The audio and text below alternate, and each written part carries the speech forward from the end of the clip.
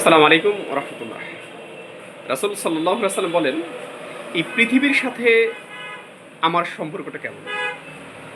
তিনি এরকমভাবে বলেন যে কোনো একজন ব্যক্তি তার নির্দিষ্ট একটা গন্তব্যের উদ্দেশ্যে রওনা শুরু করলো। কিছু সময় কিছু পথ যেতে সে ক্লান্ত হয়ে গেল। এই রাস্তার মাঝে কিছু সময়ের জন্য সে বিশ্রাম করলো, একটু আরাম করলো।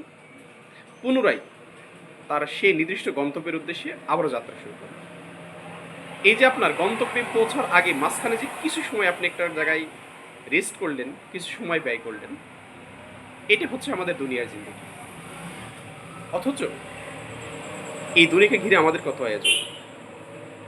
ঠিক একজন পথিক এই যাত্রাপথে বিরতির জন্য যেমন আহামরি কিছু করে না, তেমন কিছু নিয়ে যায় না, তেমন কিছু তৈরি করে না, আমাদের দুনিয়ার জিন্দেগিটা ঠিক তেমন। আল্লাহ পাক আমাদের এই হাদিস থেকে কিছু শিক্ষা গ্রহণ করার সুযোগ দান করেন। আমিন। আসসালামু আলাইকুম রহমতুল্লাহ।